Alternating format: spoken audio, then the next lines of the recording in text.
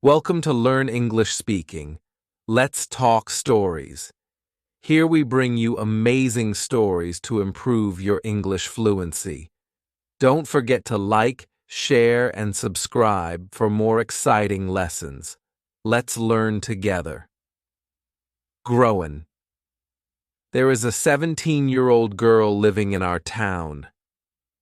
I think she is the most beautiful girl in Germany. She's got long blonde hair and bright blue eyes. Her name is Growin, and we are in love. We want to get married. That's why I didn't want to go with my uncle on his mysterious trip, but he couldn't understand that. Are you in love with Growin? Yes? And you want to marry her? Yes. The professor was silent. He was a good man, but he could not understand love because his only interest was science. He forgot what I said and began to talk about our journey. Today is the 26th of May. We have 1 month to get to Sneffels. We're going to take the train to Denmark, and then we'll take a boat to Iceland. The whole trip is going to take 12 days. Then we have to walk to the volcano. I could not listen to him anymore. My heart felt heavy. The professor needed an assistant, and he did not want anyone else to know about this secret. But how could I leave my Growin? I went for a walk through the beautiful city of Hamburg. I walked along the Elbe River, thinking of Growin. I stopped for a moment to look at a fishing boat sailing on the calm water. Then I turned, and like magic, she was there. Growin. My Growin stood 20 feet away looking at the river. Growin. She looked like an angel. We ran into each other's arms and kissed. "Oh, Axel, I'm so excited," she said. She sounded very happy, but I couldn't understand why. Excited? Why are you excited, my love? I was at your house. I heard about your journey. Isn't it wonderful? For a moment, I felt sad. So Growin wanted me to go away from her? But Growin, we want to get married. I don't know when I'm coming back. She looked at me lovingly and held my hand. It doesn't matter. I'll still wait for you. Don't you understand? This is the kind of journey all great men must make. When you come back, you're going to be famous like your uncle. Then our life will be perfect together. Do you really mean that? She touched my face and smiled. Of course I do. Oh, Growin, you are the most wonderful girl in the world. The journey begins. Back at my uncle's house, I felt excited. Then I thought of something. Maybe this adventure was too dangerous. Maybe we wouldn't come back. I ran into the library where my uncle was. Uncle, is it possible that we won't come back from this journey? His answer didn't make me feel any better. There's only one way to find out, Axel. Iceland. It was very early in the morning when the boat got to Iceland. We could see the round body of the Snæfellsjökull volcano going up into the sky through the clouds. It had snow near the top, and it looked like an angry monster waiting for someone to try and climb it. The boat stopped at Reykjavik. It was a small town with small brick houses. Mr. Friedrian, a professor from the university there, met us at the boat. He looked very friendly and smiled when he saw us. You must be Professor Lidenbrock. And you must be Professor Friedrian. This is my assistant, Axel. We shook hands. You got my letter then? Oh, yes, Professor. And everything is ready for you. Please come with me. My uncle did not tell anyone the real reason for our journey. He wanted the two of us to be the only ones to travel to the center of the earth, but we needed someone to go along with us, as we didn't know the area. The ice and snow around the volcano were too dangerous. So Mr. Friedrian found us a guide. His name was Hans, and he looked perfect for the job. He was tall and very strong. He had small blue eyes and long red hair. He almost never smiled or spoke. Mr. Friedrian introduced us. Professor Lidenbrock, this is Hans. Hans, Professor Lidenbrock, and his assistant, Axel. Hans moved his head just a little to say hello. Hans is a very quiet man, like most Icelanders, but he is the strongest and best climber in Reykjavik. My uncle smiled at Mr. Friedrian's words. He's just perfect, Mr. Friedrian. Mr. Friedrian let us stay at his house until we were ready to leave. We needed many things for our adventure. We took 4 horses to travel to the mountain. The professor and I each rode one, but Hans walked. The other 2 horses carried our bags. We took a lot of things with us: rope for climbing, tools, lights, guns, medicine, and enough food for 6 months. The only problem was we could only carry enough water for 1 week. The professor believed there was water under the volcano, but what if there wasn't? Toward the volcano, we left Reykjavik on the 15th of June, early in the morning. We traveled along the sea, and it was a wonderful journey. The land had a dark color from the explosions of the volcano, and the beautiful blue sea next to it made it look fantastic. The journey to Sneffels took us 6 days, and each day we stopped in a different village for the night. The villages were small and very pretty, built at the foot of the volcano next to the sea. The villagers were very nice, but like Hans, they did not talk much. When we got closer to the top of Sneffels, I thought of something. Uncle, what happens if the volcano explodes again? No, that's impossible. This volcano had its last explosion in 1229. I checked the ground. It's impossible. But what if it's not? Axel, I am a scientist. This is a fact. There is nothing more to say. It was now 11 at night, and we were at the top. We stopped and found a small place inside the opening of the volcano where we could sleep. That night, I had a dream. I saw that I was alone inside the volcano. I was lost and very scared. Suddenly, the volcano exploded, and I was shot out of its top like a rock. Descent into the earth. Inside the volcano, the mouth was 1 mile wide. We tied a rope around each other and began to climb down. Hans went first. The inside of the volcano looked like the inside of an ice cream cone. Its opening became smaller as we went down because of the rocks left there after explosions. The bottom of the volcano was 2,000 feet down. When we got there, I looked up and saw the opening at the top. It was a perfect circle of clear blue sky. There were 3 holes in the floor of the volcano. Each of them was about 100 feet wide. The explosion of rocks and hot lava once came through these holes and then out through the top. Now they looked like dark caves. I looked at the holes and then turned to my uncle. Which one do we take? I don't know. Arne Saknussemm said the sun touches one of them at the end of June. Today is June the 25th. It's too late to see the sun today. We must wait until tomorrow. What if it's cloudy tomorrow? Then we will wait again, but we only have 5 more days. In July the sun is too low. It cannot reach the bottom of the volcano.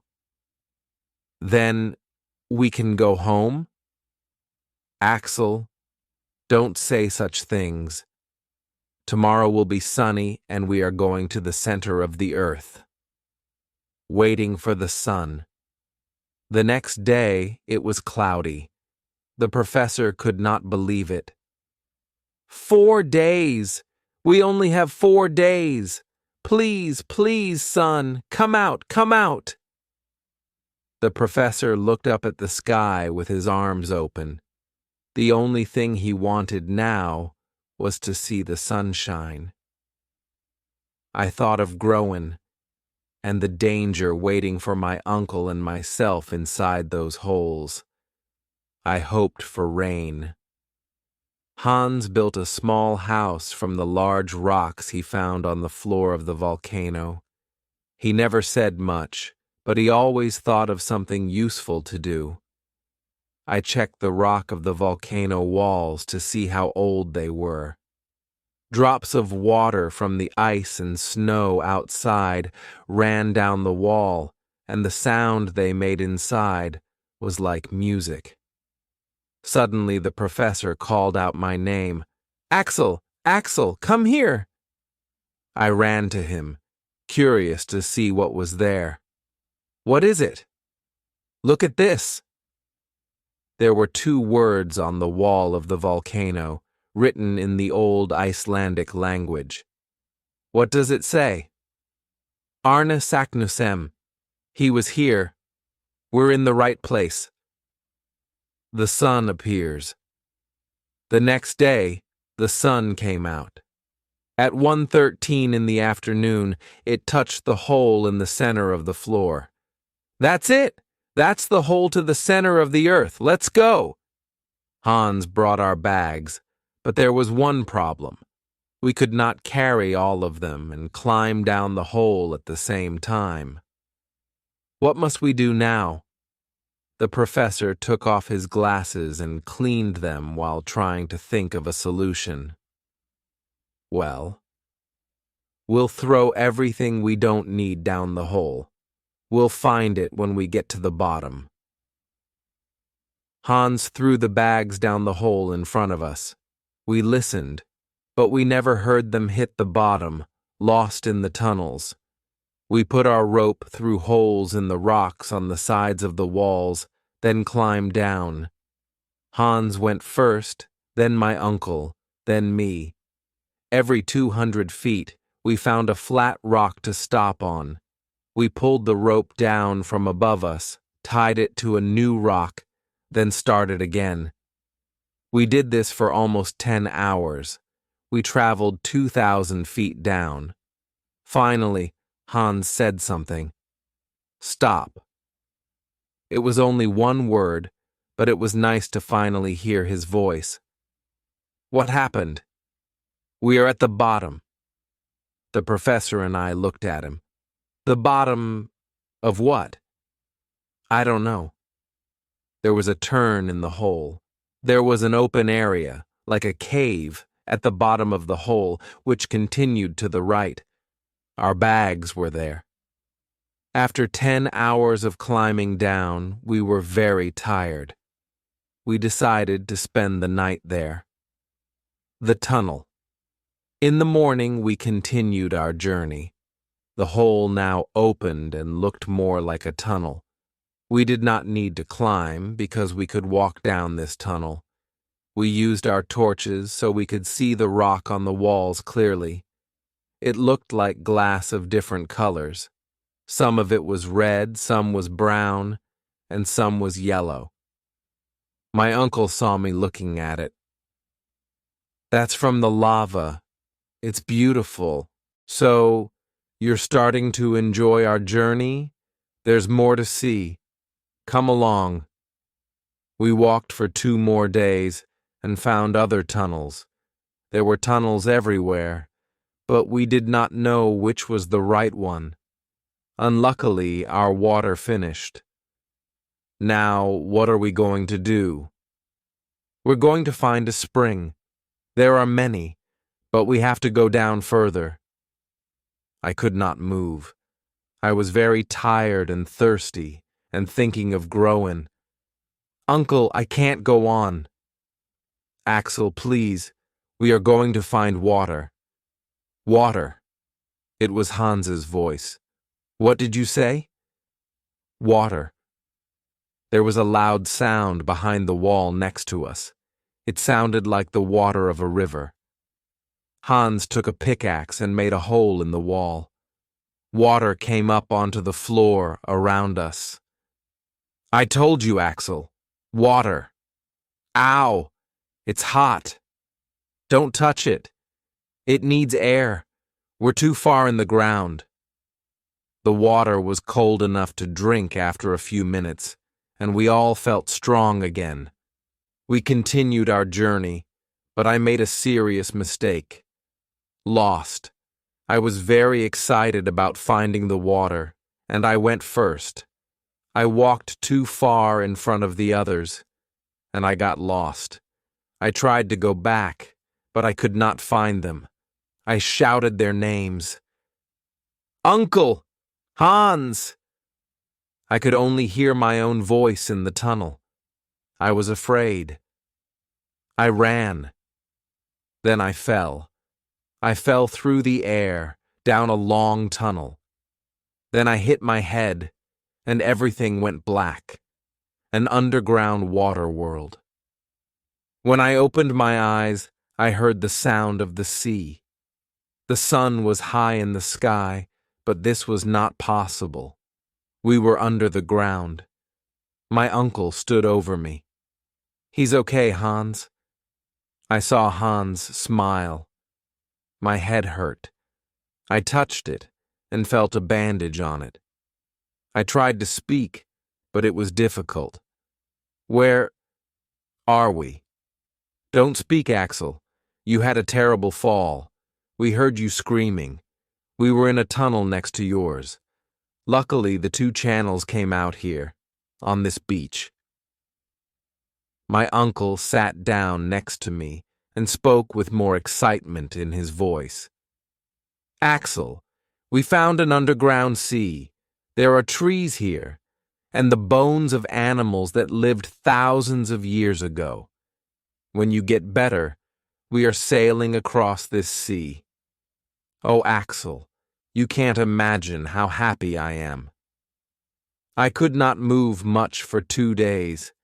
I heard Hans building a boat for us to sail in, but I could not understand how there was light.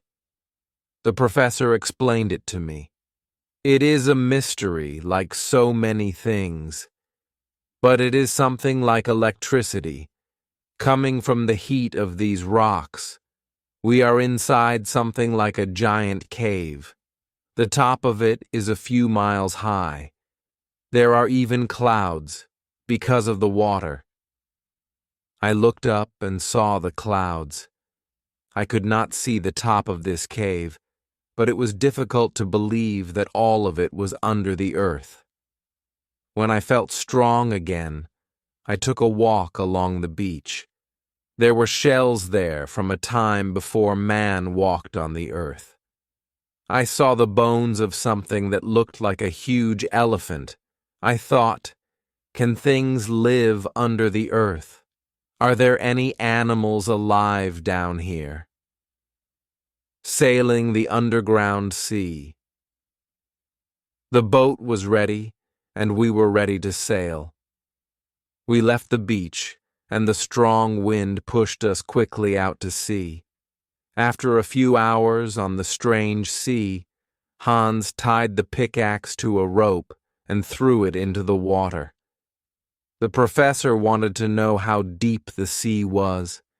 It never touched the bottom. When Hans pulled it back into the boat, its metal head looked different. What's that? Hans looked at it closely. Teeth. Teeth? Could something so big live in these waters? The professor looked at his compass. We are traveling south. If I am right, we left Iceland when we went under the volcano. We traveled under the Atlantic Ocean, and now we are under Scotland. That's fantastic, but we're still not going down. I want to go further down. Suddenly, there were huge waves rocking the boat. What's happening? Hans pointed to something dark about a mile away from us. It came closer, and I thought I saw a giant dolphin. I was wrong. It was an alligator. It came closer, and I saw that I was wrong again. It was something with the body of a dolphin and the head of an alligator. It was over 100 feet long. Then I saw a huge snake with a shell on its back, like a turtle's. We took the guns in our hands, but the animals did not care about us. They fought each other. It was a horrible fight. We heard the snake hissing and the dolphin screaming. They both dove under the water. Everything was quiet. Then the snake's head came out of the water. It hissed one more time before it died in the water. But where was the monster dolphin? A terrible storm. Now our journey felt even more dangerous. The professor was frightened, but nothing could stop him from going to the center of the earth. Hans continued to sail the boat, but we did not see land. We traveled for hours, but we did not hear or see anything. Then there was a sound, like fast-running water. We couldn't see it, but we could hear it. It got louder. Then we saw it. Look, it's water shooting up into the air, and it's coming from the body of a huge sea creature.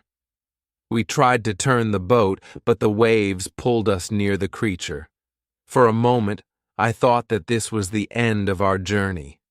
The water went up 500 feet high into the air. An animal that could do this could kill us easily.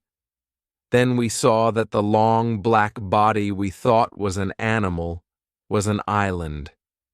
It was like a small volcano shooting up water instead of lava. That's where all this water is coming from. Axel, check the temperature of the water here. I took a thermometer out of my inside checkered pocket and put it in the water for a few seconds. 163 degrees Fahrenheit. We're close to the center. We can't go on, Uncle. It's too hot. We must. The electric light coming from the rocks over our heads began to make explosions. The clouds were now near the water. Small lines of light that looked like snakes exploded all around us. The waves were big enough and pushed us away. I was very scared. What's happening? The explosions were too loud for us to hear each other. It's an electrical storm. Hans tried to keep the boat from sinking. The wind pushed us through the water like a race car. Suddenly, a large ball of white electric light fell on the boat. None of us could move. It held our feet with its electric power. We shouted to each other, but none of us could hear anything. The boat moved by itself, and there was nothing we could do. Suddenly, the ball of electricity exploded. We all fell down, and a huge wave threw us into the water. Hans had the professor in one arm and me in the other. I don't know how he did it, but he got us to land safely.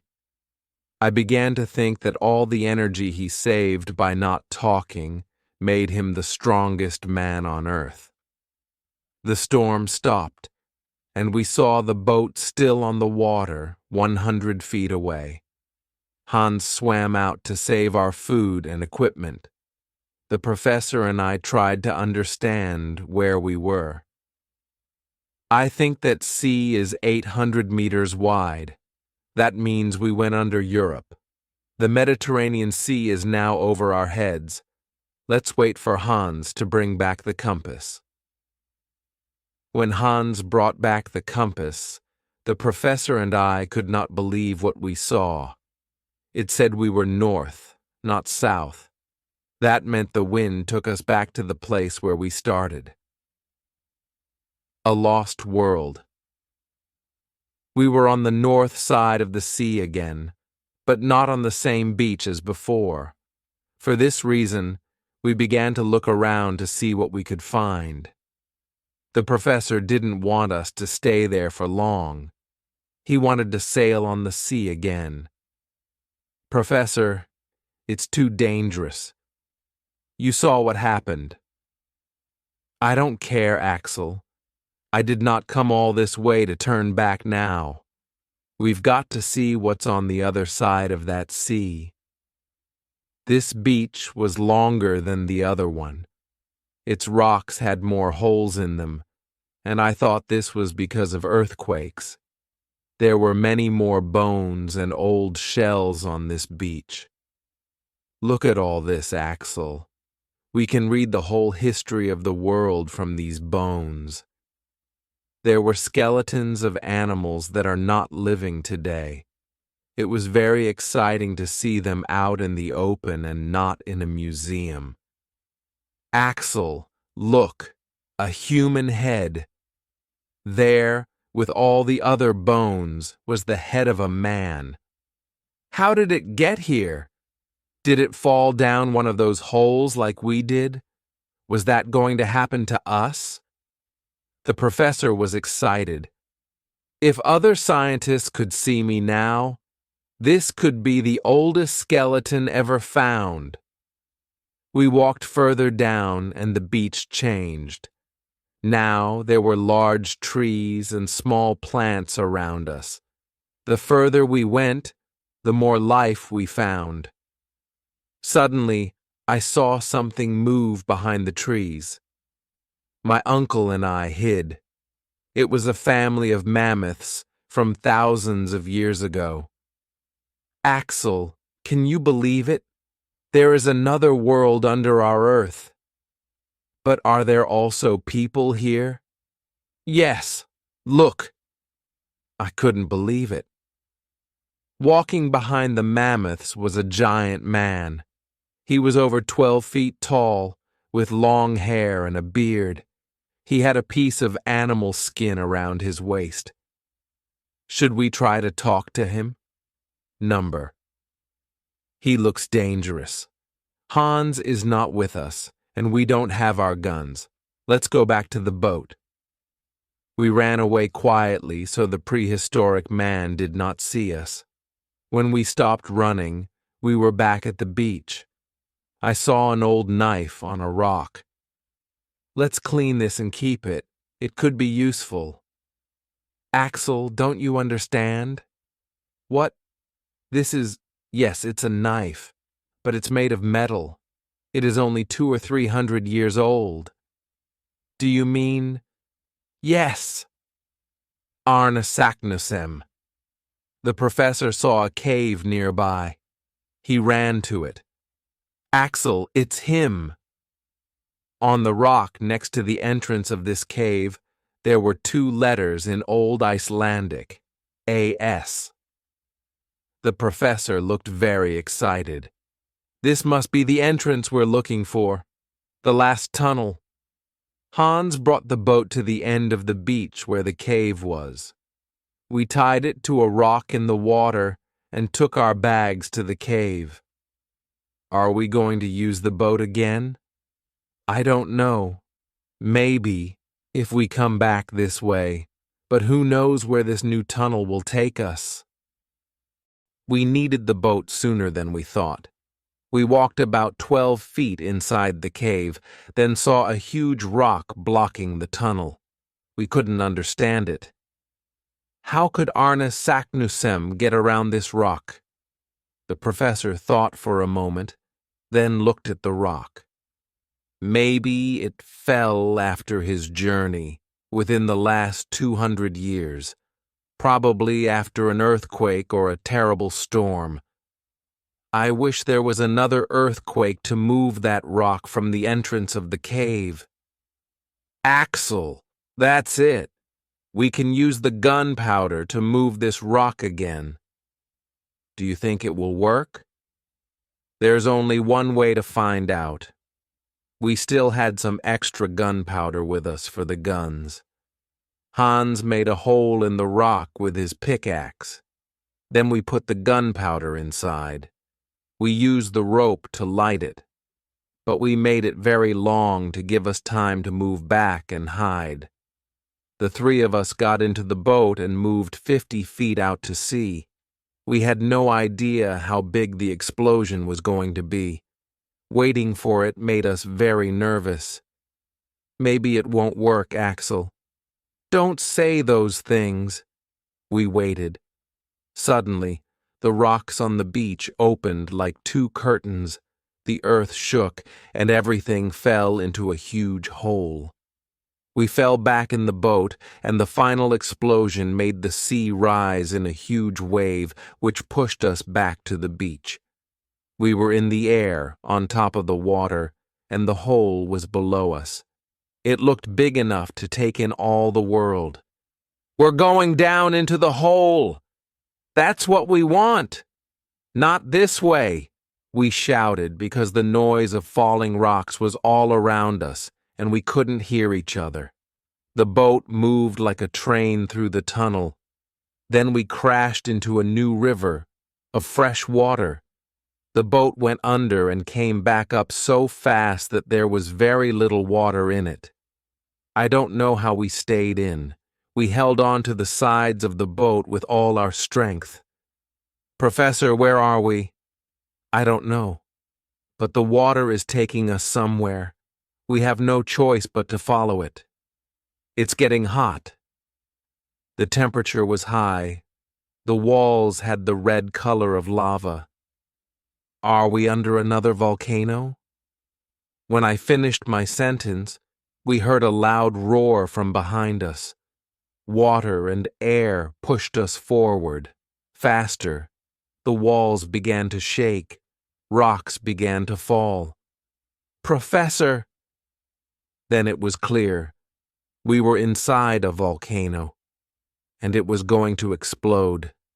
I could see the blue sky through the round hole at the top of the volcano.